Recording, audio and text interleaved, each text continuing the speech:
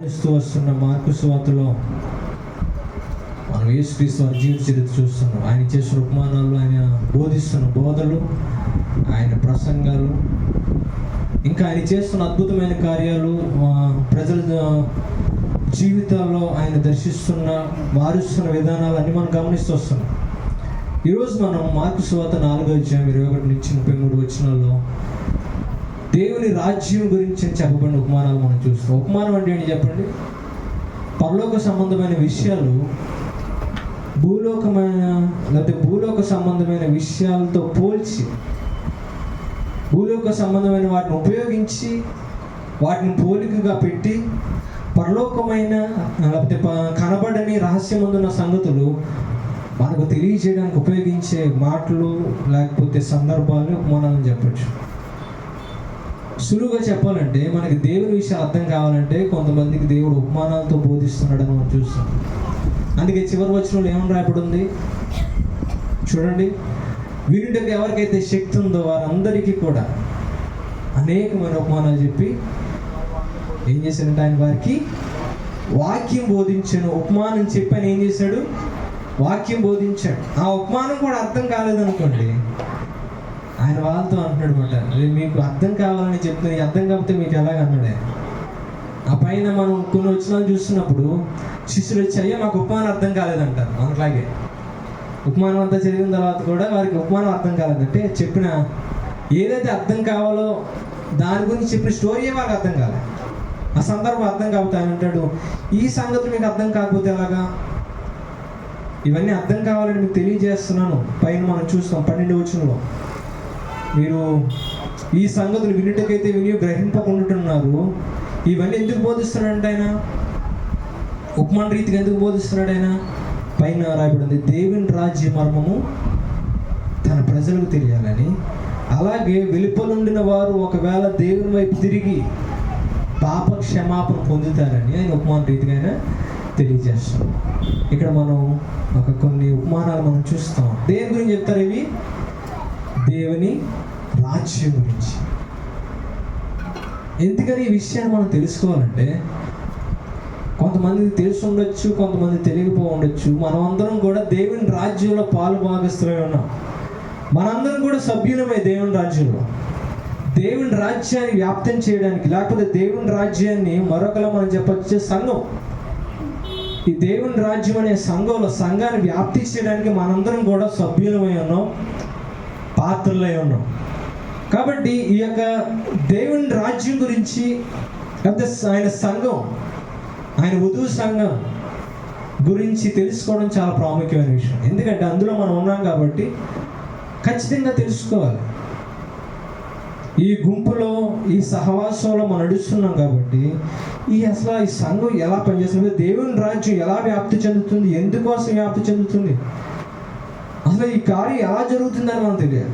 ఇక్కడున్న ప్రతి ఒక్కరు కూడా ఏదో సహవాసంలో, లేకపోతే ఇంకా చెప్పాలంటే ఏదో గుంపులోనే ఉండొచ్చు, లేకపోతే ఏదో ఒక ఆర్గనైజేషన్లో, లేకపోతే ఏదో ఒక స్కీమ్లో, ఏదో ఒక దాంట్లో మనకు పాత్ర ఉంటాం. ఉన్నారా లేదా? ఏదో గుంపులో ఉన్నారా? ఏదో గ్రూప్లో ఉన్నారా?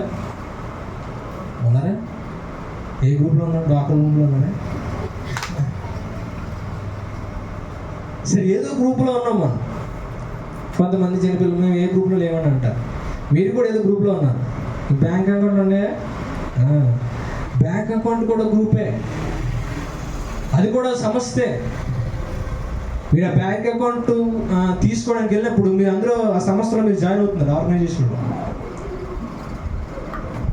అందులో జాయిన్ అయిన తర్వాత బ్యాంక్ అకౌంట్ ఒక సభ్యుడు అయిపోతారు. అందులో ఎందుకోసం సభ్యులు అయ్యారు మీరు? డబ్బులు దాచుకోవడానికి, లేకపోతే డబ్బులు తీసుకోవడానికి. అంటే మనం ఒక గుంపులో వెళ్ళినప్పుడు దాని ఫలితం ఏంటో తెలుసుకొని మనం ఆ గుంపులో జాయిన్ అవుతాం. డాక్రా సంబంధించుకోవడం అంతే, చాలా సంస్థలు సంపాదించుకోవడం అంతే.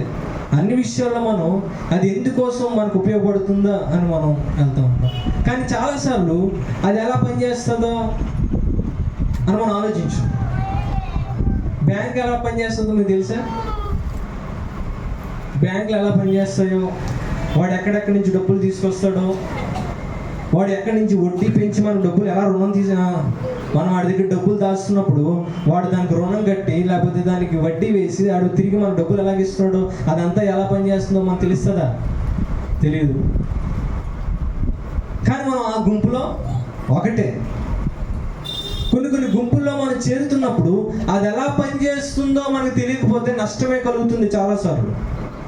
కొంతమంది అనేక సార్లు మోసపోవడానికి గల కారణం ఏంటంటే, చాలా సంస్థలు జెండా ఎత్తేస్తున్నప్పుడు నష్టపోతున్నారు. కారణం ఏంటంటే అది ఎక్కడ పనిచేస్తుందో, ఎందుకు పనిచేస్తుందో, దాని వెనకాల ఉన్న ప్రజలు ఎవరో లేకపోతే దాని వెనకాల ఉన్న అధికారులు ఎవరో తెలుసుకోకపోతే కొన్నిసార్లు మోసపోతూ ఉంటాం, నష్టపోతూ ఉంటాం. కానీ ఈ లోక విషయాల్లో ఎంత నష్టపోయినా సరే, ఈ లోక విషయాల్లో ఎంత కోల్పోయినా సరే అంత ప్రమాదకరం కాదు. కానీ దేవుని రాజ్యం గురించిన విషయాలు మనం తెలుసుకోకపోతే, దేవుని రాజ్యం ఎలా పనిచేస్తుందో, దేవుని రాజ్యంలో చేరిన మనం అర్థం చేసుకోకపోతే చాలా నష్టం. దేవుని రాజ్యంలో లేని వారికి ఎంత నష్టమైతే ఉందో, ఈ యొక్క దేవుని యొక్క సంఘంలో చేరిన వారికి ఎంత నష్టం, ఎంత ప్రమాదం. నష్టం అని చెప్పడం కంటే ఒక గొప్ప శాశ్వత కాలమైన యాతన ఉందని చెప్పొచ్చు, లేదా శ్రమ ఉందని చెప్పొచ్చు. ఈ రాజ్యంలో నేరు వారికి ఎంతైతే భయంకరమైన శ్రమ పొంచి ఉందో, రాజ్యంలో ఉన్నవారు, దేవుని సంఘంలో ఉన్నవారు ఈ సంఘం ఎలా పనిచేస్తుందో, ఈ దేవుని రాజ్యం ఎలా పనిచేస్తుందో, దేనికోసం పనిచేస్తుందో అర్థం చేసుకోకపోతే ఏదో కళ్ళు మూసుకొని వెళ్ళిపోతున్నాం అనుకోండి,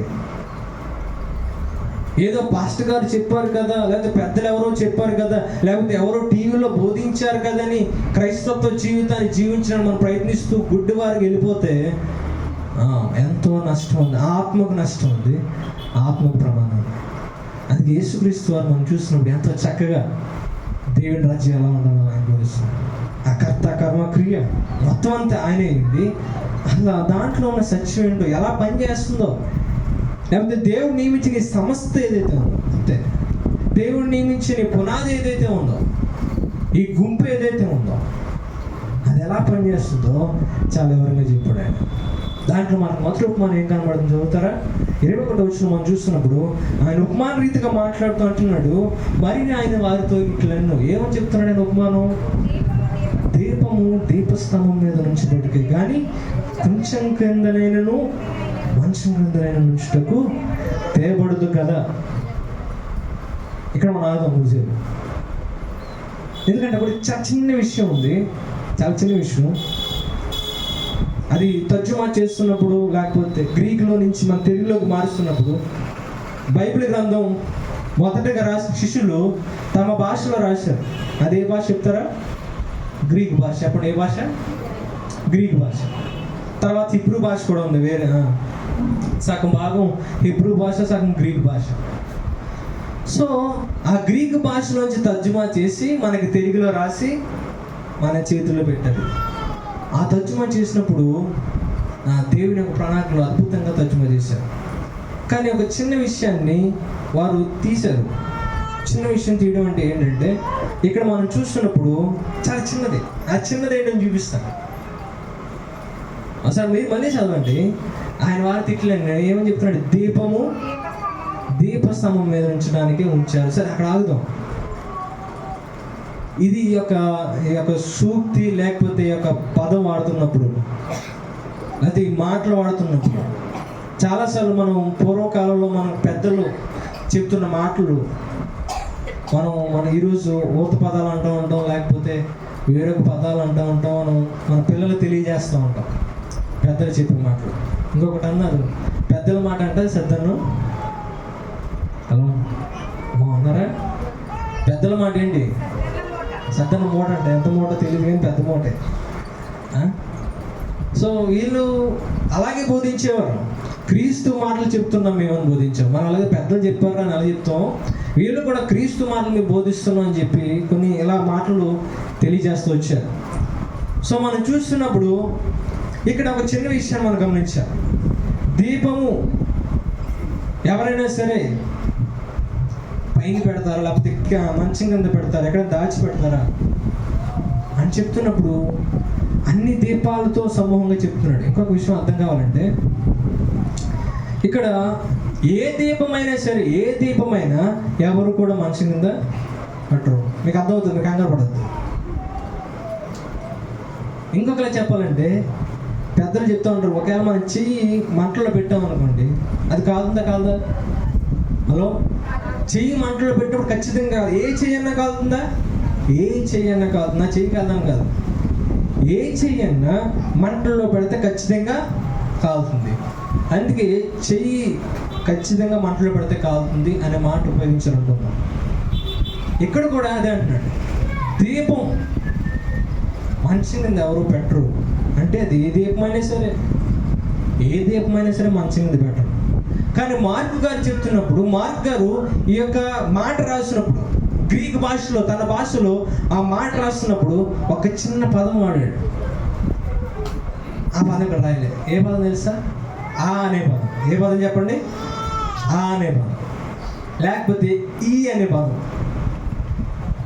మార్కు గారు ఉపయోగించారు. ఏంటంటే ఆకి లేకపోతే ఈ అనే పదం తీసేస్తే ఏం మారిపోయింది అనుకోవచ్చు మనం. ఒకవేళ పదం పెడితే ఎలా ఉంటుందో తెలుసా? ఆకి మన కిందకు వచ్చేసిన తర్వాత ఒక పదం ఉపయోగిస్తాడు, అదే పదం. మీరు ఆ కింద మీరు చదువుతున్న వచనాల్లో ఆ అనే పదం మధ్య మధ్యలో ఉపయోగిస్తూ ఉంటాడు, మీకు కనబడితే చూసుకోండి. అయితే ఈ అనే పదం, ఈ లేకపోతే ఆ ఉపయోగించినప్పుడు అన్ని విషయాల గురించి చెప్పట్లే, ఒక్క విషయం గురించి చెప్తున్నాడు. అర్థమైందా? చూడండి, ఈ యాడ్ చేద్దాం. ఈ పెట్టామనుకోండి, ఈ చెయ్యి కాలుతుంది అని పెట్టామనుకోండి, ఏ చెయ్య? మీ అందరి చెయ్య కాదు, ఏ చెయ్య? ఇదిగో నా చెయ్య. లేకపోతే ఆ చెయ్యి కాలుతుందని పెట్టాను, ఎవరు చెయ్య? మీ అందరిది కాదు, జాన్సన్ చెయ్యి మాత్రమే. మీకు అర్థమైంది? ఇప్పుడు ఎప్పుడైతే ఆ లేకపోతే ఈ కానీ పెట్టామో పదానికి, అన్నీ రావు, ఇంకా ఒక్కటే వస్తుంది, ఆ చెయ్య లేకపోతే ఈ చెయ్య. మార్కు గారు అదే పదాన్ని పెట్టారు అక్కడ, ఇంగ్లీష్లో ఉంటుందన్నమాట. అన్నీ కాదు, ఒక్కటే, ఆ దీపం అనే పదం పెట్టాడు, లేకపోతే ఈ దీపం అని పెట్టాడు. ఇప్పుడు మీరు యాడ్ చేసి చదవాలి. మీరు చదివినప్పుడు ఏమనిపిస్తుంది తెలుసా? ఆ దీపము, మరి చదవండి, ఆ దీపము దీపస్తంభం మీద ఉండబడికే కానీ కొంచెం క్రింద నేను మంచం క్రింద నేను ఉంచబడ్డకు తేబడదు కదా. ఇంకొక దుఃఖం చూద్దామా? అదే మాటలు ఉపయోగించి ప్రత్యేకంగా ఈ మాట వాడితే ఎలా ఉంటుందో యోహాను సువార్త మీరు ఒకసారి తీసి చూస్తే, యోహాను సువార్తలో మొదటి అధ్యాయం దగ్గరికి వెళ్ళండి. యేసుక్రీస్తు వారి గురించి చెప్తూ యోహాను గారు అద్భుతంగా రాస్తాడు. ఆయన వాక్యంతో పోల్చుకుంటూ మీరు చదువుతున్నప్పుడు యోహాను సువార్త మొదటి వచ్చిన గురించి చదవండి, అక్కడ రాయబడి ఉంటుంది, ఆది యందు వాక్యం ఉండెను, ఆ వాక్యము దేవుని యొద్ద ఉండెను, ఆ వాక్యము దేవుడే ఉండెను, ఆయన ఆది యందు దేవుని యొద్ద ఉండెను, సమస్తం ఆయన మూలంగా కలిగి ఉన్నది ఏది ఆయన లేకుండా కలగలేదు, ఆయనలో జీవం ఉండెను, ఆ జీవం మనుషులకు. చాలండి. ఇది ఎవరి గురించి మాట్లాడుతున్నాడు? ఆది యందు దేవుడు అంటే ఎవరి గురించి మాట్లాడుతున్నాడు? ఆ దేవుడు వాక్యమై ఉన్నాడు అని ఎవరి గురించి మాట్లాడుతున్నారు? మనందరికీ తెలుసు, యేసుక్రీస్తు ప్రభువారు గురించే మాట్లాడుతున్నారు, మనకు తెలుసు. ఆ వాక్యమే వచ్చింది భూమి మీదకి, మానవ శరీరాన్ని ధరించుకొని అన్న విషయం మనకు తెలుసు. ఇప్పుడు అది అంతా వివరించాలని టైం లేదు, కానీ తెలుసు ఆ విషయం. ఆ వెలుగు ఎవరో కాదు, క్రీస్తు అని కూడా మనకు తెలుసు. అక్కడ అద్భుతంగా రాస్తున్నాడు. 5వ వచనం చూడండి, అక్కడ ఉపయోగించాడు పదం. 5వ వచనం ఏమనుంది? ఆ వెలుగు. ఏ వెలుగు? ఆ వెలుగు చీకట్లో ప్రకాశించున్నది కానీ చీకటి దాన్ని గ్రహింపకుండాను. అక్కడ ఆ పక్క తీసేసి పెట్టేసాం అనుకోండి, వెలుగు చీకట్లో ప్రకాశించుతున్నది కానీ చీకటి దాన్ని గ్రహింపకుండాను. అప్పుడు ఏ వెలుగు తెలియదు మనకి. వెలుగు వచ్చింది అని చెప్తున్నప్పుడు, వెలుగు చీకట్లో ప్రకాశించుతుందని చెప్తున్నప్పుడు ఏ వెలుగు ఎవరు తెలుసు? ఏ వెలుగన్నా కావచ్చు, ట్యూబ్లైట్ నుంచి వచ్చే వెలుగు కావచ్చు, సూర్యుడి నుంచి వచ్చే వెలుగు కావచ్చు, దీపం నుంచి వచ్చే వెలుగు కావచ్చు. కానీ ప్రత్యేకంగా, అతి ప్రత్యేకంగా ఈ యొక్క భక్తుడు రాస్తున్నాడు, యోహాను గారు రాస్తున్నారు, ఆ వెలుగు ఎక్కడ వచ్చిందంట? చీకట్లో ప్రకాశిస్తుంది. ఏ వెలుగు గురించి మాట్లాడుతున్నాడు ఆయన? చెప్పండి. హలో, ఏ వెలుగు గురించి మాట్లాడుతున్నాడు? ఆ వెలుగు అంటే ఎవరు? యేసుక్రీస్తు ప్రభువు గురించి మాట్లాడుతున్నాడు. యేసుక్రీస్తు ప్రభువు గురించి ప్రత్యేకంగా ఆయన మాట్లాడుతున్నాడు. ఆయన వచ్చి ఈ చీకట్లో ప్రకాశిస్తున్నాడు. అంతే. ఇంత చదువుకున్నాం మనం, ఇంతకు ముందు చదువుకున్న మాటల్లో మనం చూస్తున్నప్పుడు మార్కు గారు ఆ అనే పదాన్ని ఉపయోగించారు, కానీ బైబిల్ అది మనం చూడక ఎంతో ప్రాముఖ్యమైన విషయం. అది తర్జుమా చేస్తున్నప్పుడు ఎందుకు తీసుండొచ్చు అంటే, ఏదైనా పెద్దలు మాటలు చెప్తున్నప్పుడు అలా వినాలి, మీరు వాక్యం వినాలి. ఏమైనా పెద్దలు మాటలు చెప్తున్నప్పుడు సాధారణంగా అన్నీ కలిపే చెప్తారు మాటలు. చెయ్యి కాలుతుంది అంటే ఏ చెయ్యి అన్నా కాలుతుంది అంటే అన్నీ కలిపి ఒక సూక్తి చెప్తారు. మీరు లెక్క వేసుకోండి, ఏదైనా సరే అది అందరికీ వర్తిస్తుందని. ఒక మాట తయారు చేసినప్పుడు ఒక పెద్దలు మాట తయారు చేసినప్పుడు అందరికీ వర్తించాలని చెయ్యి కాలిన తర్వాత ఆకులు పెట్టుకునే ప్రయోజనం లేదు. ఎవడైనా సరే, ఎవరికైనా సరే అందరికీ కలిపి రాస్తున్నారు. కాబట్టి ఇక్కడ తర్జుమా చేసినప్పుడు కూడా అందరికీ కలిపి రాస్తున్నట్టుగా రాశారు. ఇది అందరికీ సూక్తి, అందరికీ వర్తిస్తుంది. దీపము ఎవరు కూడా మంచం కింద కృంచం కింద పెట్టరు, ఏ ఒక్కరు కూడా పెట్టరు. అందరికీ కలిపి వాళ్ళు తర్జుమా చేసి చెప్పారు. కానీ మార్క్ గారు మాట ఉపయోగించలే. మార్క్ గారు ప్రత్యేకంగా ఏమని రాశారంటే, ఆ దీపము ఎక్కడ పెట్టడానికి లేదు, మంచం కింద కూర్చొని పెట్టడానికి లేదు. మరి ఆ దీపం ఏంటి? ఆ దీపం చెప్పండి. బైబిల్ గ్రంథంలో చూస్తే వాక్యాన్ని దీపంతో పోల్చారు. దేంతో పోల్చారు?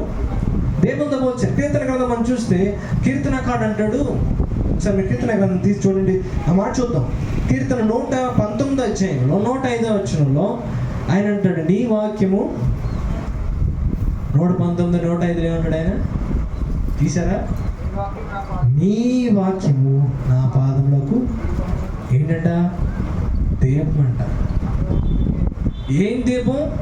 నీ వాక్యము నా పాదాలకి దీపము, నా త్రోవకు వెలుగు. సో బైబిల్ గ్రంథంలో మనం చూస్తున్నప్పుడు వాక్యాన్ని దీపంతో పోల్చారు. దేంతో పోల్చారు చెప్తారా? వాక్యాన్ని దీపంతో పోల్చారు. మరి వాక్యాన్ని ఎవరితో పోల్చారు? అది ఎందుకు వాక్యం ఉండి చదువుకున్నాం కదా. వాక్యం మన దగ్గరికి వచ్చిన వాక్యం ఎవరు? ప్రభువైన యేసుక్రీస్తు.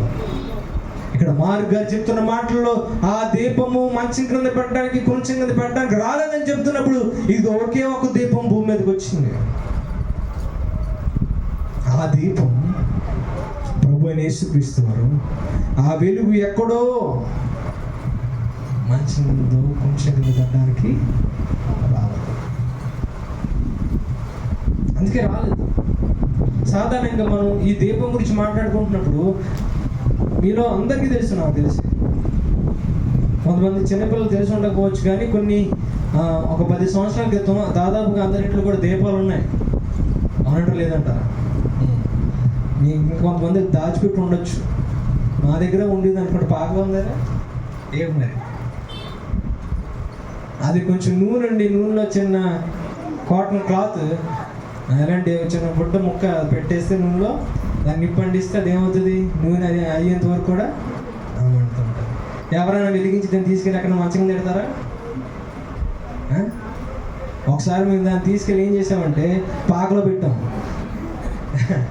షూర్లో. ఏమవుతుంది? అప్పుడే కట్టారు కొత్తగా మందులు, చక్కగా ఉందని వెళ్ళి వెలిగించామాట మా చెల్లి నేను. అంతే, పొగలు వచ్చారు. నేను చూసుకోండి, కొంచెం ఉంటే మొత్తం తెచ్చేంత కాలిపోతుంది.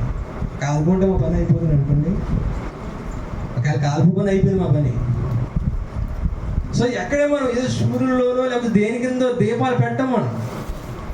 ఇక్కడ మార్క్ గారు చెప్తుంది ఏంటంటే, లేకపోతే యేసుక్రీస్తు వారి ఒక ఉద్దేశం, ఆయన మాటల్లో మనకి ఆయన ఉపమానం తెలియజేస్తున్నప్పుడు, దేవుని రాజ్యం ఒక ఉపమానం తెలియజేస్తున్నప్పుడు ఆయన చెప్తుంది ఏంటంటే, నేను ఏదో చీకట్లో ఉండిపోవడానికో లేకపోతే ఏదో దాచిపడి ఉండడానికో దాకొని ఉండడానికి రాలేదు. నేను అందరికీ కనపడేట్టుగా, అందరికీ వెలుగునివ్వడానికి, అందరి జీవితాల్లో వెలుగునివ్వడానికి ఆ శిలువపై నిలబడ్డాడు. హల్లెలూయా. అతి ఉన్నతమైన ప్రదేశంలో నిలబడి ఈ లోకానికి రక్షణ కలిగించడానికి ఆ శిలువను ఎక్కాడు. ఆయన దాచపడడానికి రాలేదు, చీకటిని పారద్రోలడానికి వచ్చాడు. అందుకే మార్క్ గారు రాస్తున్నప్పుడు యేసుక్రీస్తు వారు ఈ రీతిగా చెప్పారు. ఆయన ఏమన్నాడు, ఇదిగో ఆ దీపము ఎక్కడ ఉండడానికి రాలేదంట, మంచం కింద వృక్షం కింద ఉండడానికి రాలేదు, వెలుగునివ్వడానికి వచ్చాను ఈ లోకానికి. యేసుక్రీస్తు తానే చెప్పారు సొంత మాటలు. యోహాను సువార్త అంటాడు ఆయన, ఇదిగో నేను వెలుగుగా వచ్చాను. యోహాను సువార్త 12 వచ్చాను 45 వచ్చి మనం చూస్తే, నా యందు విశ్వాసం ఉంచి ప్రతివాడు కూడా, యోహాను సువార్త 12:46 వచ్చాం, నన్ను నమ్ముకున్న ప్రతివాడు ఎక్కడ ఉన్నాడంట, నా యందు విశ్వాసం ఉంచేవాడు ఎక్కడ ఉన్నాడు, చీకట్లో ఉండకుండానట్లు నేను ఈ లోకమునకు వెలుగుగా వచ్చి ఉన్నాను. ప్రజలందరూ చీకట్లో వెళ్ళడానికి ప్రయత్నం చేస్తున్నారు. ప్రజల మనసు ఎల్లప్పుడూ కూడా చీకట్లో ఉండడానికి, చీకటి కలిగిన కార్యాలు చేయడానికి మనస్సు ఎప్పుడు ఇష్టపడుతూ ఉంటుంది, ఆశపడుతూ ఉంటుంది. చీకటి సంబంధమైన క్రియలు చేయడానికి, లేకపోతే ఎవరు కూడా కనబడకుండా ఉండడానికి ఇష్టపడుతూ ఉంటారు. అందరికి వేరే జీవించడానికి, ఎవరికి కూడా లెక్క అప్పచెప్పని జీవితాన్ని జీవించడానికి. ఇప్పుడు దాని ఇంగ్లీష్లో పలికే మాట ఏంటంటే ఫ్రీడమ్, స్వేచ్ఛ. ఎవరికి కూడా లెక్క చెప్పకూడదు, ఎవరి కింద కూడా మేము ఉండకూడదు, మా సొంతంగా ఉండాలి. అది ఎక్కడి వరకు వచ్చేసిందంటే ఈరోజు సంఘాల్లో కూడా వచ్చేసింది. దేవుని సంఘం ఎల్లప్పుడూ కూడా ఒక దాని కిందే ఉండాలి, ఒకరి అధికారి కిందే ఉండాలి. ఒక అధికారి కింద ఒక అధికారులు. ఇది ఎవరు నిలబెట్టారంటే, ఈ యొక్క క్రమం మోషే గారు పెట్టారు. ఇదిగో 100 మందికి ఒకడు, 50 మందికి ఒకడు, 10 మందికి ఒకడు, కుటుంబంలో ఒకడు నిలబడాలి, సంఘంలో కొంతమంది నిలబడాలి. కానీ ఈరోజు అటువంటి లేదు. ఇండిపెండెంట్ చర్చీలు అయిపోయి, ఇండిపెండెంట్ సంఘాలు అయిపోయి, ఏ ఒక్కరి కింద ఉండడానికి, ఏ ఒక్కరికి కూడా లెక్క చెప్పడానికి మనం ఇష్టపడట్లేదు. అలా ఉండడానికి వీలేదు. అందరూ కూడా ప్రభు దగ్గరే ఉండాలంటున్నాడు ఆయన. ఈరోజు అందరూ చీకట్లో ఉండడానికి, లేకపోతే ఈ ప్రజలందరూ కూడా చీకటమైన కార్యాలు చేయడానికి ఇష్టపడుతున్నారు. అలాంటి వారిని పట్టుకొని బయటకు లాగడానికి నేను వారితో పాటు దాక్కోవడానికి రాలేదు, వారిని బయటికి తీసుకురావడానికి వచ్చాను. చీకట్లో ఉన్న వారిని బయటకు లాగడానికి లోకాసు వార్తలు కూడా అంటున్నాడే. లోకాసు వార్త 1 వచ్చే 79 వచనంలో అదే మాట లూకా గారు కూడా రాస్తున్నాడు. చదువుతారా? మనము చదవండి. మన పాదములు, లూకాసు వార్త 1:79 వచ్చిన, మన పాదములను సమాధాన మార్గం నడిపించినట్లు ఉన్నదా? చీకట్లోను మరణ ఛాయల్లోనూ కూర్చుండే వారికి వెలిగించుటకే ఆ మహావాత్సల్యమును బట్టి పైనుండి ఆయన మనకు అరుణోదయ దర్శనము అనుగ్రహించాడు. చీకట్లో ఉన్న వారికి వెలుగుగా వచ్చాడు ఆయన. అందుకే ఆ దీపం ఎక్కడో దాక్కుకొని ఉండడానికి రాలేదంట, అందరికీ వెలుగునివ్వడానికి వచ్చింది. చీకట్లో ఉన్న వారిని బయటికి తీసుకురావడానికి వచ్చింది.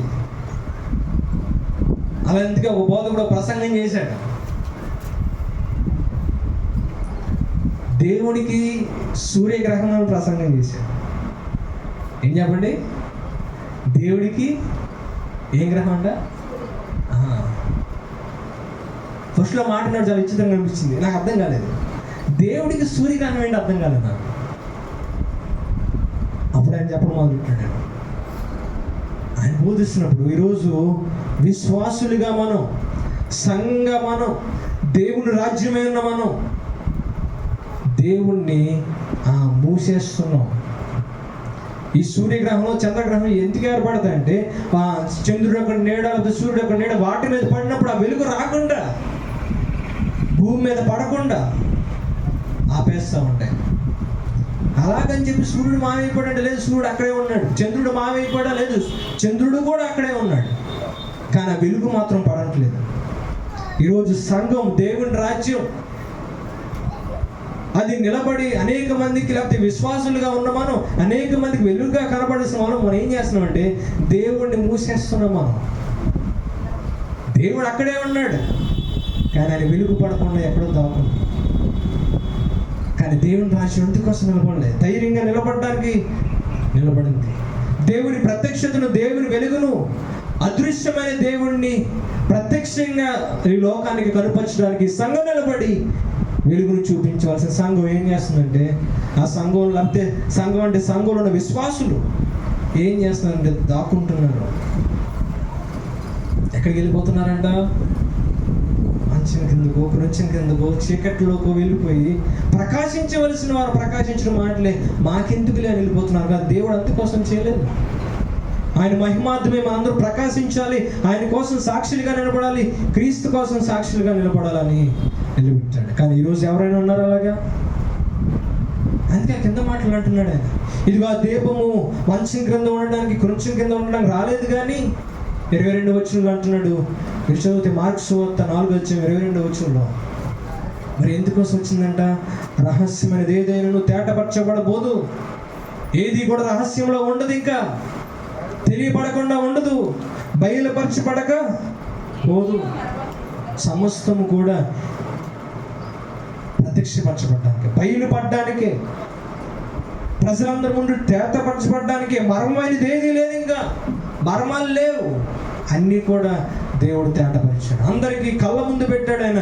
సమస్తము బయలుపరచబడుటకే కానీ ఏది మరుగు చేయబడదు, ఏది దాచబడదు. మీ అందు దేవుడు సత్యాన్ని ఉన్నట్టుగా మీ ముందు పెట్టినప్పుడు ఆ సత్యాన్ని మనం పట్టుకొని, ఆ సత్యాన్ని మన జీవితంలో వెలుగుగా ప్రకాశించకుండా, ఎలా ప్రకాశిస్తుందండి వెలుగుగా మన జీవితాలంటే, ఆ సత్యాన్ని మన జీవితంలో పెట్టుకుని దాన్ని లోపడుతున్నప్పుడు, దేవుని మాటలు మన హృదయాల్లో అన్వయించుకున్నప్పుడు, దేవుడు మన జీవితాన్ని నూతన హృదయంగా మారుస్తున్నప్పుడు, మన క్రియలు, మన మాటలు, మన ప్రవర్తన, మన జీవితం ఒక నూతనమైన హృదయం కలిగి, నూతనమైన జీవితంగా మారి, ఒక నూతనమైన వెలుగు ఇతరులు ప్రకాశింపచేస్తుంది. ఇతరుని చూస్తుంటే ఒక వెలుగు ప్రకాశిస్తుంది, క్రీస్తు వెలుగు ప్రకాశిస్తుంది. ఆయన ప్రేమ, ఆయన వాత్సల్యత, ఆయన సమాధానము, ఆయన జీవితము, ఆయన మాటలు అన్నీ కూడా ఇక్కడున్న ప్రజలందరికంటే వేరుగా ఉన్నాయి. స్నేహితులు, బంధువులు అందరూ లోక విషయాల కోసం మాట్లాడుతుంటే, కానీ అందులో ఒక్కడు మాత్రం, అందులో కావి మాత్రం వెలుగు ప్రకాశిస్తుంది. ఆ వెలుగు ఆరిపోయే వెలుగు కాదు. సూర్యుని వెలుగన్నా ఒకరోజు ఆగిపోతుంది, కానీ దేవుని వెలుగు అవి మాత్రం కూడా ఆగదు. మత్తయి సువార్త అంటున్నాడు ఆయన 10:26-27 వచనంలో, మత్తయి సువార్త 10:26-27 వచనంలో, కాబట్టి మీరు వారికి, ఎంత అద్భుతమైన మాట చూడండి, కాబట్టి మీరు వారికి భయపడకండి, మరుగనేది ఏది బయలుపరచబడదు, రహస్యమైనది ఏది తెలియబడకపోదు. చీకట్లో నేను మీతో చెప్పినది మీరు వెలుగులోనికి చెప్పుడి, చెవుల్లో మీకు చెప్పబడింది మేడల మీద ప్రకటించండి. ఏంటి దీనికి అర్థం అంటే? చీకట్లో మీకు చెప్పబడిందంటే ఏంటి? చెవిలో మీకు చెప్పబడిందంటే ఏంటి? అది మీరు మేడల మీద చెప్పండి అని ఎందుకు అంటున్నాడు ఆయన? చీకట్లు ఎప్పుడు చెప్పాడు ఆయన మనకి? మనసులో జరిగేది ఎవరికి తెలియదు. మనసులో నూతనంగా మార్చబడిన విషయం ఏ ఒక్కడు, ఏ నరుడు చూడడు. నేను మారాననే విషయం పక్కోడికి తెలీదు. నూతనంగా మనసు మారిందనే విషయం ఏ ఒక్కరు కూడా గ్రహించలేరు. ఎందుకంటే లోపల అంతరంగంలో జరిగిన కార్యం ఏ ఒక్కడు చూడలేదు. అటువంటి జరిగిన కార్యం, అంతరంగంలో జరిగిన కార్యం మీరు వెలుగులోకి వెళ్ళి చెప్పండి, గట్టిగా చెప్పండి, నెమ్మదిగా, ఎవరికి తెలియకుండా వెంటనే జరిగిన కార్యం, రహస్యంగా జరుగుతున్న, హృదయంలో జరుగుతున్న మార్పు ప్రజలు చూడలేరు కాబట్టి మీరు నిలబడి చెప్పండి. అది కింద చక్కగా మాట్లాడాడు ఆయన. మళ్ళీ 23వ వచనం అని ఏమంటాడు ఆయన? మీరు మార్క్స్ వాతని బయటికి రావద్దు, దాన్ని అక్కడ పెట్టుకుని ఏదో ఒకటి దాన్ని తగిలించండి అక్కడ. మీరు వెంటనే మళ్ళీ మార్క్స్ వాతలకు వచ్చేది. ఆయన ఏమంటాడు ఆయన? వినుటకు ఏంటంటే, వినుటకు చెవి గలవాడు, అంతేనా? ఏది?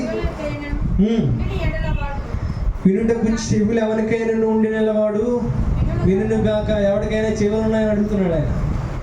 ఎవరిని? మనల్ని. మీరేమి వినిచున్నారో జాగ్రత్తగా చూసుకోండి. మీకు చెప్తుంది మీకు అర్థమవుతుందా అంటున్నాడు. నేను చెప్తుంది మీరు అర్థం చేసుకోగలుగుతున్నారా? మీరు వినుచున్నది మీకు అర్థమవుతుందా? అసలు నేను ఇంత వివరంగా మీకు తెలియజేస్తున్నాను, ఉపమాన రీతిగా తెలియజేస్తున్నాను, మీరు అర్థం చేసుకోగలుగుతున్నారా? అసలు మీరు ప్రకాశించడం చీకట్లో ఉండిపోవడానికి కాదు, సంఘం మరుగైపోవడానికి కాదు, గ్రహం పడినట్టుగా, లేకపోతే ఏదో అడ్డొచ్చినట్టుగా అయిపోవడం కాదు. కానీ ఈరోజు సంఘం అక్కడికి వెళ్ళిపోతుంది. అది ప్రకాశించాలి, జీవితాలు ప్రకాశించాలి. లైట్లు పెట్టి ప్రకాశించడం కాదు. ఈరోజు ప్రకాశించాలంటే స్టేజ్ మీద లైట్లు ఎక్కువేస్తాం మనం, లేకపోతే మహాభయంకరమైన, అదే భయంకరమైన మహాభయంకరమైన సభ కాదు, బహిరంగ సభ. బహిరంగ సభ పెట్టి లైటింగ్ అక్కడ వేస్తాం, కానీ జీవితాలు లైటింగ్ లేవు, జీవితాలు వెలగట్లే, జీవితాలు ప్రకాశించట్లే. కానీ స్టేజ్ల మీద లైట్లు మాత్రం మిలుకు అంటాయంతే, అది ప్రయోజనం లేదు. మీ జీవితం మరలపోతే ప్రయోజనం. వినండి, మీ మనసులో జాగ్రత్త వినండి. ఎంత చక్కగా రాశాడంటే ఆయన, మీరు జాగ్రత్తగా చూసుకుని. ఎందుకంటే మీరెట్టి కొలతతో కొలుతారు, మీకు అట్టి కొలతతోనే కొలబడును. మరి ఎక్కువగా మీకు ఇయ్యబడును. కలిగిన వానికి ఇయ్యబడును, లేని వానికి కలిగినది వాని వద్ద నుండి తీసివేయబడి అని వారితో చెప్పిన. ఆయన చెప్పేది అలా ఒకటే, నువ్వు ప్రకాశించకుండా దేవుని సంఘంలో చేరి నా నామాన్ని, నా మహిమను మీరు ప్రత్యక్షంగా ఎదుట లోకంలో ప్రకాశించకుండా ఉంటే నేనే మీ జీవితాల్లో ఏం చేస్తా?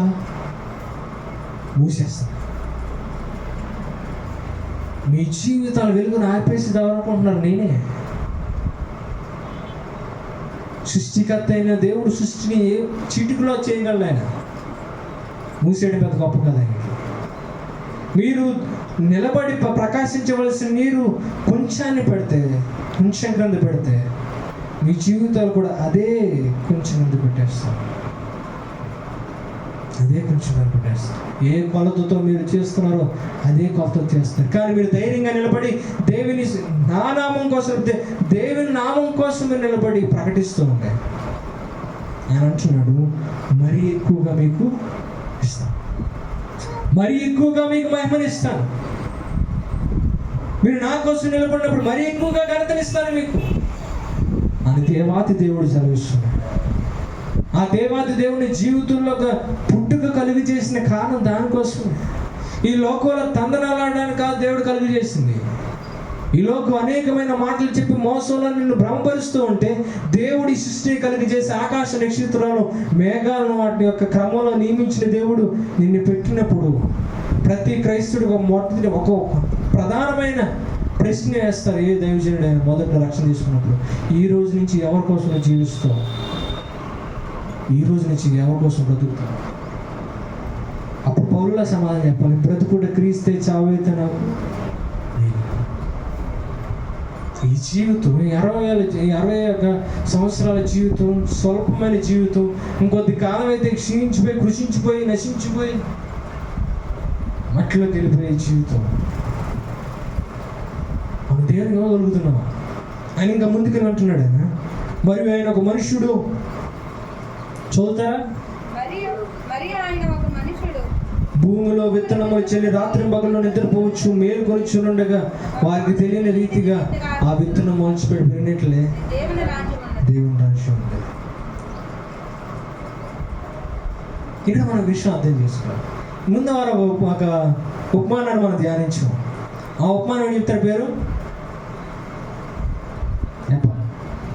వచ్చిన వచ్చిన చేద్దాం సార్, బండారు బయటపడిపోతుంది. విత్తువాను ఉపమానం ఏంటి చెప్పండి? విత్తువాను ఉపమానం. ఆ విత్తువాడు ఎక్కడ విత్తనం విత్తడో స్థలాల్లో ప్రదేశాలను చూసాం. కానీ ఇక్కడ యేసుక్రీస్తు వారు మరొక కాలంలో తీసుకెళ్ళాడు. ఆయన మరొక కాలంలో ఈ యొక్క కథని చెప్తున్నాడు, మరొక కాలంలో ఉపమానం చెప్తున్నాడు. ఆ ప్రదేశంలో కాదు. ఇప్పుడు ఎక్కడికి వచ్చాడంటే ఆయన విత్తనాలు చల్లుతున్నప్పుడు, విత్తనాలు వేసినప్పుడు ఏ ప్రదేశంలో పడిన తర్వాత ఈ విత్తుబడి ఏం చేశాడంటే బ్యాగ్ చదువుకుని ఇంటికి వచ్చేసాడు. అది అక్కడి నుంచి తర్వాత ఏం జరుగుతుంది పార్ట్ 2 ఇది. మనం హాఫ్ వరకే చూసాం మనం ఉపమానం, మిగతా హాఫ్ ఇది. ఆ విత్తువాడు విత్తనాలని చల్లిన తర్వాత వాడు ఏం చేస్తాడంట? వాడు వచ్చి భూమిలో విత్తనాలు చల్లిన తర్వాత రాత్రింపగళ్ళు నిద్రపోవచ్చు, మేలుకొనుచుండగా వానికి తెలియని రీతిగా ఆ విత్తనము మొలిచి పెరిగినట్లే దేవుని రాజ్యం ఉంది. మనం మొదటి ఉపమానంలో ఒక విషయం తెలుసుకుందాం. ఏంటి ఆ విషయం చెప్పండి? హలో, దేవుని రాజ్యాన్ని వ్యాప్తి చేయడానికి వెలుగుగా వచ్చిన ఒకే ఒక వెలుగు దేవుడే. ఆ రాజ్యాన్ని వెలుగుగా మార్చడానికి వచ్చిన వాడు దేవుడే.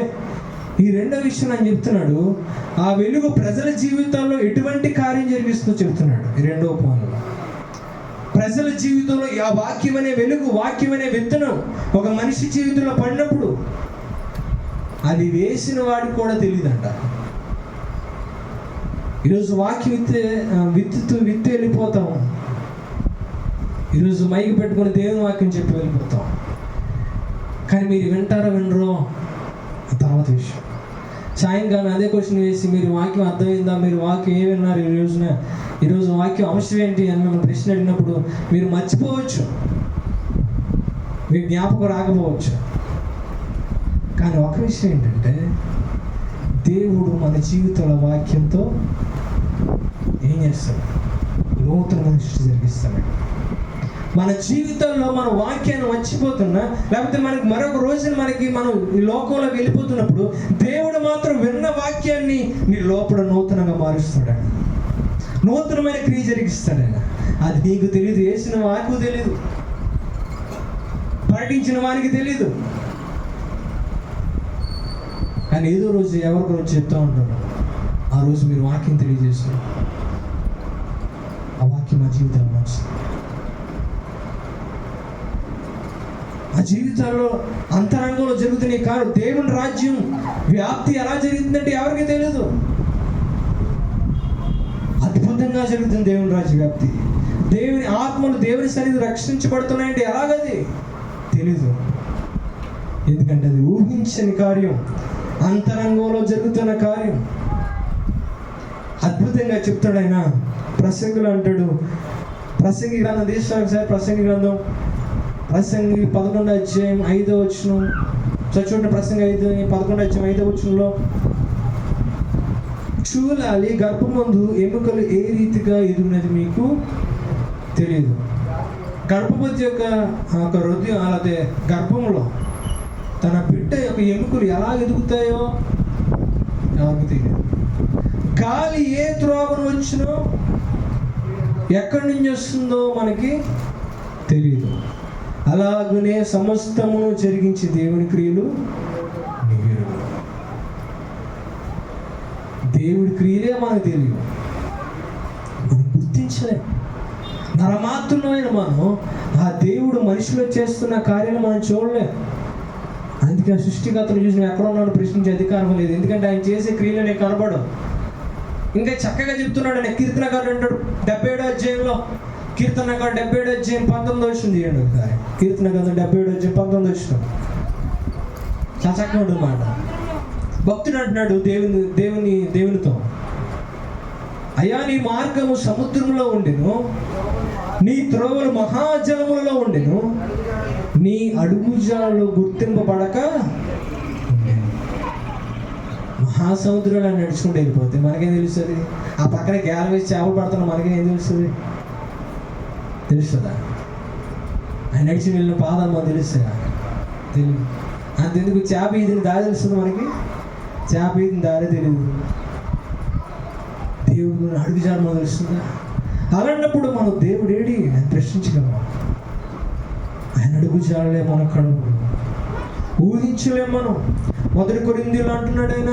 1 కొరింథీయులు 2వ అధ్యాయం 9వ వచనం, అయ్యా నువ్వు చేస్తున్న కార్యాలు, మా ఎడలు నువ్వు సిద్ధపరిచిన విషయాలు ఏదైతే ఉన్నాయో, 1 కొరింథీయులు 2వ అధ్యాయం 9వ వచనంలో, ఇందుని గురించి దేవుడు తను ప్రేమించే వారి కొరకు ఏవి సిద్ధపరిచిన, ఏవైతే దాచాడో అవి కంటికి కనపడలేదు, చెవికి వినపడలేదు, మనిషిని హృదయానికి గోచరం కాలేదు అని రాబడి.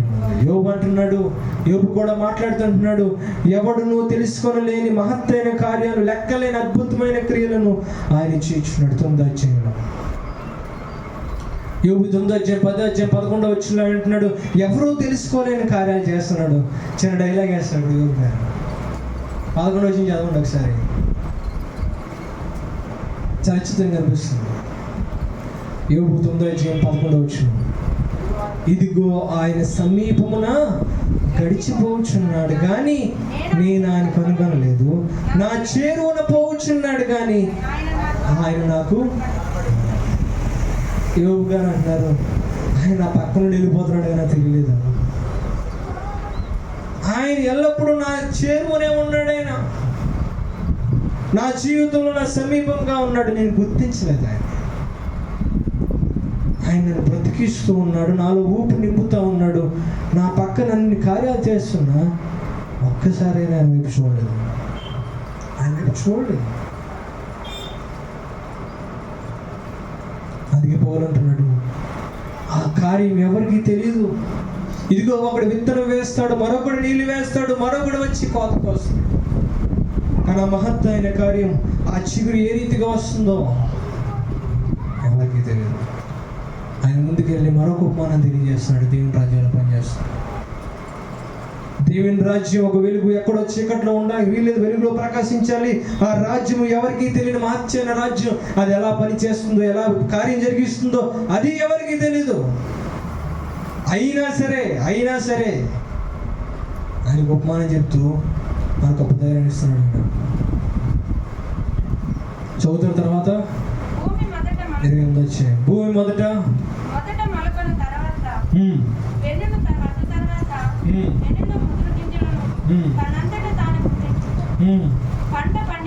పంట పండినప్పుడు కోతకాలం వచ్చిందని సేద్యగాడు వెంటనే కొడలు పెట్టిపోయినని చెప్పాను. తర్వాత ఆయన ఇంకో ఉపమానం చెప్పాడు. ఆయన దేవుని రాజ్యం ఎట్లు పోల్చేదము, ఏ ఉపమానంతో దాన్ని ఉపమించదము, అది ఆవగింజని పోలినది. ఆవగింజ భూమిలో విత్తబడినప్పుడు భూమి మీద ఉన్న విత్తనం అన్నిటికంటే చిన్నదే, కానీ విత్తబడిన తర్వాత అది మొలిచి ఎదిగి కూర మొక్కలన్నిటికంటే పెద్దదే, గొప్ప కొమ్మలు వేయను కనుక ఆకాశ పక్షులు దాని నీడను నివసింపగలవనేమో.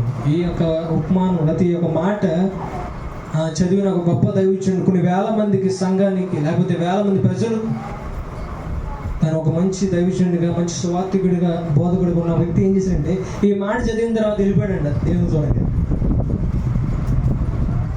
ఇంకా దేవుని అమ్మని వెళ్ళిపోయాడంట ఈ మాట చదివిన తర్వాత. ఏముంది దీంట్లో ఆయన నమ్మకుండా వెళ్ళిపోయానికంటే, అక్కడ ఆవగింజ విత్తాడు అన్నాడు కదా. ఇంకో మాట అన్నాడు ఆవగింజ గురించి ఏమన్నాడు ఆయన? ఆవగింజ అంట భూమి మీద ఉన్న విత్తనం ఇంట్లో చిన్నదే. ఆయన ఎందుకు వెళ్ళిపోయాడంటే ఆవగింజ కంటే చిన్న విత్తనాలు ఉన్నాయి, ఆవగింజ కంటే మరింత చిన్న విత్తనాలు భూమి మీద ఉన్నాయి కదా, మరి దేవుడికి తెలియదా దేవుడు అబద్ధం ఆడుతున్నాడు అని చెప్పేసి వెళ్ళిపోయాడంట. ఆ రోజు తర్వాత దైవజనుడు మరొక దానికి సమాధానం చెప్తూ, ఇదిగో ఒక రోజున యేసుక్రీస్తు వారు వాక్యం చెప్తూ ఉంటే భక్తుడు రాశాడు. భక్తుడు ఏమని రాశాడంటే, ఇదిగో ఆ ఊరంతా వచ్చేసిందని రాశాడు. ఆ ఊరంతా వచ్చేసిందని చెప్పినప్పుడు ఆ ఊర్లో ఉన్న అందరూ వచ్చారంట, ఒక్కడొకటి మిస్ అవ్వకుండా అంటే లేదు, ఎవడో ఒకటి మిస్ అయ్యి ఉండొచ్చు. ఈరోజు న్యూస్లో మనం చూస్తూ ఉంటాం, రాజకీయ నాయకుడు రాగానే ఊరంతా ప్రవాహం వల్లే వచ్చేసింది అంటారు. మరి ఊర్లో ఒక్కడు కూడా మిస్ అవ్వకుండా అందరూ వచ్చేసారా? ఎవడే అక్కడ హ్యాపీగా చిక్కిందంటే టీవీ చూసుకొని ఉంటాడు. ఈ యొక్క చెప్పే విధానం ఏదైతే ఉందో, కొన్నిసార్లు మన పోలికలు మనం చేస్తున్నప్పుడు అన్నిటినీ కలిపి చేస్తూ ఉంటాం. అలాగని కొన్ని తీసేయడం, లేకపోతే ఇది లేదు అని మనం గుర్తించాం. ఇంకా చెప్పాలంటే ఈ యొక్క యూదుల్లో ఒక మాట ఏంటంటే, అన్నిటికంటే చిన్నది ఆవగింజ అనే ఒక ఆలోచన ఉంది వారికి.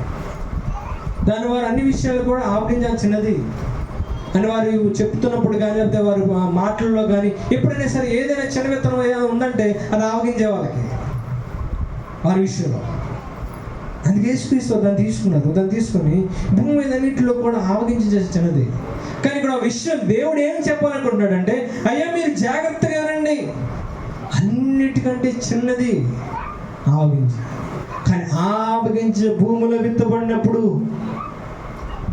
అది మొలిచి భూమిని చీల్చుకుంటుంది. ఆ చిన్న విత్తనమే మహా పెద్దదైన భూమిని ముక్కలు ముక్కలుగా చీల్చుకొని మొలిచి మహావృక్షమై ఊహించిన విధంగా, ఎవరు కనుగొనని విధంగా అద్భుతంగా ఎదిగి కన్నులెత్తి చూసిన అందకుండా ఉండే విస్తారమైన మహిమ చేత అది నింపబడుతుంది. అనేకమైన నివాస పక్షులకు అది ఆశ్రయం అయిపోతుంది. అనేకమైన పంటలకు అది ఆహారం అవుతుంది. దేవుని రాజ్యం అలాంటిదే. ఇక్కడ విత్తనం గొప్పది కాదు సుమా అని చెప్తున్నాడు ఆయన. విత్తనం ఏమీ లేదు, విత్తనం చాలా చిన్నది, విత్తనం విలువ ఏమీ లేదు. కానీ ఆ విత్తనాన్ని దేవుడు ఉపయోగించుకొని దాంతోనే భూమిని చీల్చాడు ఆయన. ఆ ఎన్నికలేని విత్తనాన్ని తీసుకొని భూమిని చీల్చి మహావృక్షంగా మార్చాడు. దేవుని రాజ్యం కూడా అంతే. దేవుని రాజులు ఉన్న ప్రజలు ఎన్నికలేని వారు, దేవుని రాజులు ఉన్న ప్రజలు దేనికోసం కూడా ఉపయోగపడిన వారు కావచ్చు, జ్ఞానం లేని వారు కావచ్చు, ప్రజల చేత ధృవీకరించబడిన వారు కావచ్చు, ఎవరైనా సరే ఆ విత్తనాన్ని దేవుడు తీసుకుంటాడు. ఆ చిన్న విత్తనాన్ని దేవుడు తీసుకుంటాడు. దాని చేత దేవుడు భూమిని మొత్తాలకి తెలియజేస్తాడు. హల్లెలూయా. వీడు ఏం చెప్తారు? హల్లెలూయా. ఆయన ఎంచుకున్న 12 మంది అపోస్తలులు ఎంచుకున్నాడు ఆయన. ఆ 12 ఆవగింజలు భూమిని తలకిందులు చేయవారు వచ్చి చెప్పారు. ఆయనదే చిన్న విత్తనాన్ని, చిన్న జీవితాన్ని, చిన్న విషయం కావచ్చు. ఈరోజు మీరు మందిరంలో కూర్చొని కొన్ని గంటలు గడపవచ్చు. ఇదే అందరికీ చాలా చిన్న విషయం కనిపించవచ్చు. ఆ చిన్న విషయం జీవితాన్ని మారుస్తుంది. ఆయన కోసం చేసే ఒక చిన్న ప్రార్థన కావచ్చు, ఆ ప్రార్థన జీవితాన్ని మారుస్తుంది. ఆయన కోసం ఒక చిన్న పనులు చేయొచ్చు. చిన్న పెట్టి తీసుకెళ్ళి ఈ పక్కన పెట్టచ్చు, ఎవరు చూస్తున్నారు ఎవరు చూడలేదు, చిన్న పని కావచ్చు. ఆయన దృష్టిలో ఆ చిన్నది అనేక మంది గొప్ప పనిగా మారుస్తాడు. ఆయన సన్నిధిలో చేసే ఒక చిన్న ప్రార్థన, ఆయన సన్నిధి కోసం చేసే చిన్న కార్యం ఆయన ప్రజలందరి ముందు హెచ్చిస్తాడు. ఒక ముసలాం వచ్చింది దేవుని దగ్గరికి. ఒక చిన్న కాసులు 2 కాసులు దేవుని కానుక పెట్టిలో వేసింది ఆమె. ఆయన అన్నాడు, ఇక్కడ ఉన్న వాళ్ళందరికంటే ఏమి అత్యద్భుతంగా వేసింది, అందరికంటే ఎక్కువగా వేసిందండి. ఆయన చిన్న దాన్ని కూడా హెచ్చించగల దేవుడు. ఆయన 12 మందిని 12 లక్షల మందిని చేశాడు ఆయన ఇశ్రాయేలు ప్రజల్ని. ఆ జాతి వారిని భూప్రపంచంతో అద్భుతంగా నింపాడు. ఆ జాతి ఈరోజు ఉన్నతమైన స్థాయిలోకి ఎదిగిందంటే కారణం దేవుడే. ఈరోజు కూడా ఆ ఛాయలు మన కళ్ళ ఎదురు కనబడుతున్నాయి. ప్రపంచంలో అతి జ్ఞానవంతులుగా ఇశ్రాయేలు దేశం ఎదుగుతూ ఉంది. ఈరోజు మనం దేవుని కోసం చేసే ఏ చిన్న కార్యమైనా కావచ్చు, దేవుని కోసం గడిపిన చిన్న సమయమైనా కావచ్చు, అది ఎవరికి ఏదో ఏమీ లేనట్టుగా ఉండొచ్చు. కానీ మహాదేవునికి ఆ దేవుని ఎదుట మాత్రం అది గొప్ప భాగ్యం. అది అందుకే నువ్వు ఆయన సన్నిధిలో ఉన్నప్పుడు ఏదో సమయాన్ని అర్థం చేస్తున్నానేమో, లేకపోతే నేనంతా అందరూ ఏదో సాధించడానికి వెళ్ళిపోయాను, నేను మాత్రం ఖాళీగా ఉన్నందుకు ఖాళీగా టైం వేస్ట్ చేస్తాను అనుకోవచ్చు. ప్రజలందరూ లోకం కోసం ప్రయాసపడుతూ ఉంటే నువ్వు ఆ చిన్న విత్తనాన్ని దేవుని రాజ్యం కోసం ఉపయోగిస్తున్నప్పుడు దేవుడు నీ జీవితాన్ని, ఆ చిన్న విత్తనాన్ని మహావృక్షంగా మారుస్తాడు. ప్రార్థన చేద్దాం. ప్రతి ఒక్కరు కూడా తలలో వచ్చింది లేచి నిలబడండి.